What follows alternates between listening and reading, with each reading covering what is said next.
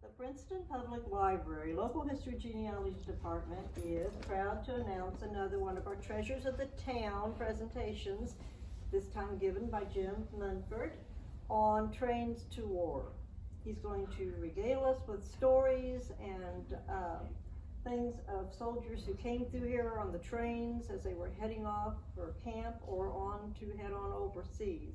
And the canteen, the Gibson County Canteen of ladies who met the trains and gave so much support and love to our servicemen heading out to war. Thank you, Jim. All righty. Sounds like we're going good. So, yeah, you can go ahead. I guess I can turn that light back on. The light that was turned off we didn't know about. Yeah, I didn't do it. Yay! I can see everyone. I can also see on my screen then. Okay, I'm going to go ahead and get started. Good evening. I want to thank you all for coming. It's an honor to get to be here again in this room. I spent many evenings in this room doing term papers. Long time ago, but that's, we want to talk about that. Big table. Oh yeah, the big table. So what I'm going to do is, I guess it's going forward. Oh.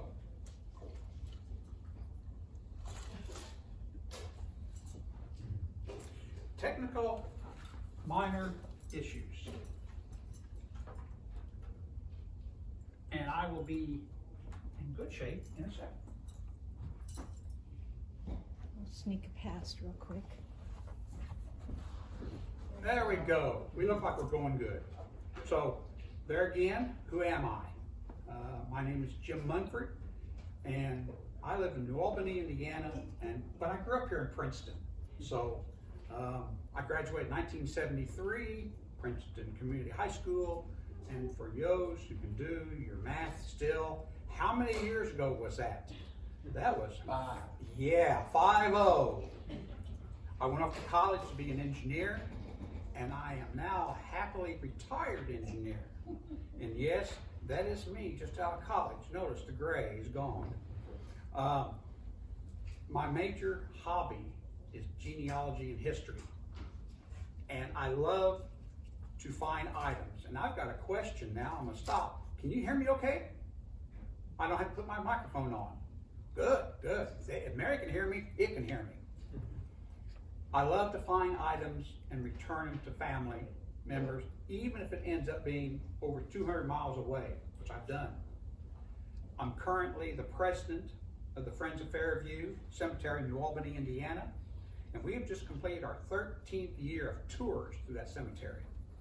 My wife, Mary, is a nurse. She's waving back there, you can't all see her, and at times portrays one.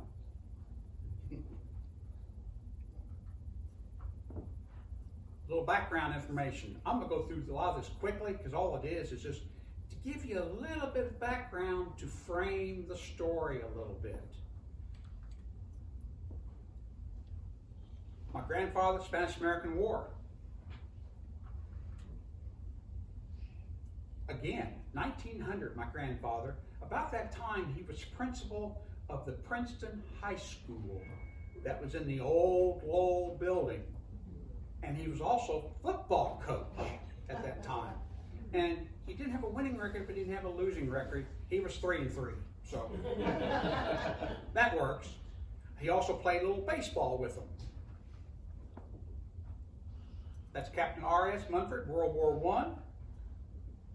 Now do your math here and you look at this. That's my grandmother Mildred. Some of you may remember my grandmother. If you don't, 1900, she was a baby.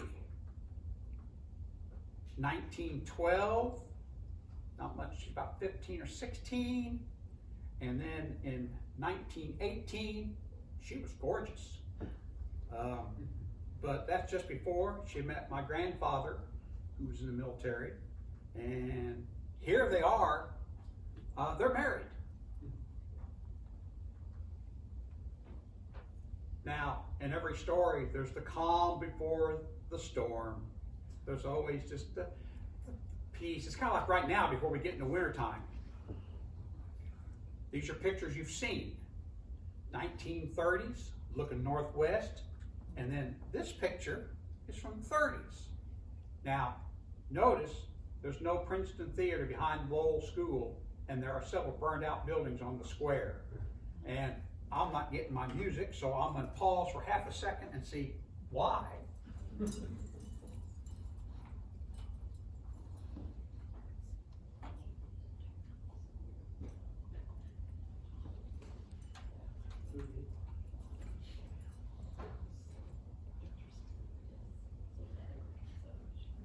And the music is important, so we're going to stop and see why my music is not there.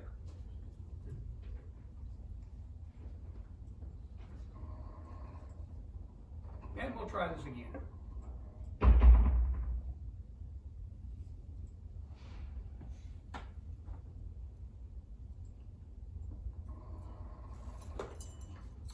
When in doubt, plug the rest of it in. I was so worried about not working good. Speaker on, look, you're gonna put a speaker on. Yeah. Is it gonna try to fall off? No, it's going to. Let's try this again. See if I, oh.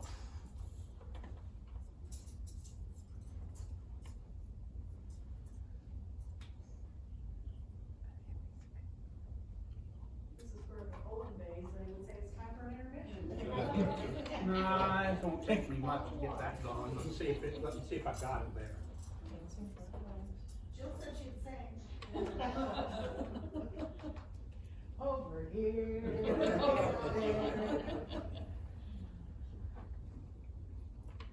had some great music. It did have some great music. Big band.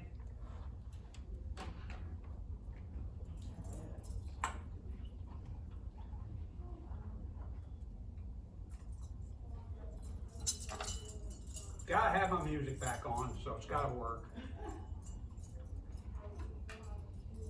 And if I have to cheat it, I will.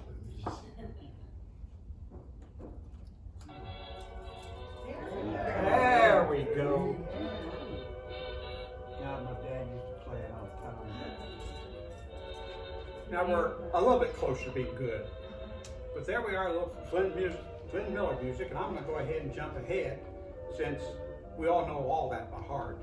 We know that Glenn Miller didn't survive the war either. And as usual, there are storm clouds on the horizon. Something's up the road. From the NBC newsroom in New York, President Roosevelt said in a statement today that the Japanese have attacked the Pearl Harbor, Hawaii, from the air. I'll repeat that. President Roosevelt says that the Japanese have attacked Pearl Harbor in Hawaii from the air. This bulletin. Yesterday, December 7th, 1941, a date which will live in infamy. And that's all history we've all heard. Now who's the lady singing?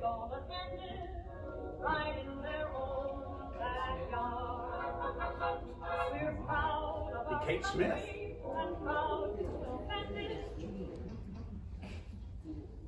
Now, listen close to this. Men, women, and children.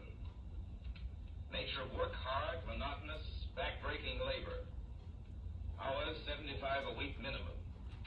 Pay, few cents an hour. Added inducement, 2 meals a day, including several ounces of bad bread, and a cup of thin soup. Don't delay, apply at once. How'd you respond to a want ad like that, Mr. and Mrs. American working man and woman? You'd laugh, wouldn't you, and throw the paper in the trash basket? Dismiss the whole advertisement as some kind of a joke, but believe me, it's no joke. It's a simple statement of the working conditions that exist today in Nazi Germany and the conquered countries under Nazi rule. So, here's a few of your posters from that period of time. And we need recruits.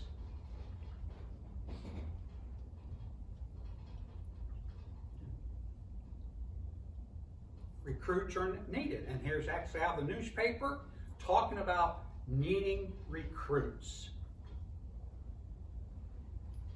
On the right, just off the trail, was my father in Rula, Germany, which later on he was actually slightly wounded, but he came home.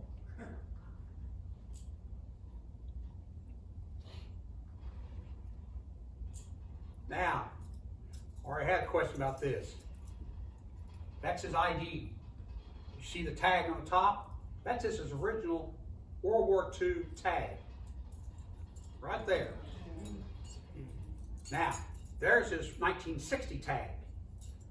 What's the difference? See the little notch? What's the notch for? Really, what's a notch for? The myth that it was rumored that it was for if a soldier was found by one of his comrades, that he could take the tag off of it and stick the other between his teeth so they could ensure it remained in the body. Old wives' tale. This is what the notch was there for. See that machine there? That machine made that tag, and in order to be on the right place to line everything up, it had to have that notch in there to line itself up in the machine.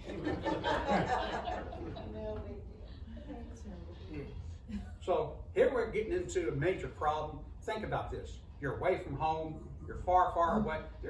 You've never been away from home hardly. And here you are off somewhere. These ladies tried. And we all know this. Maybe too old to dance to it.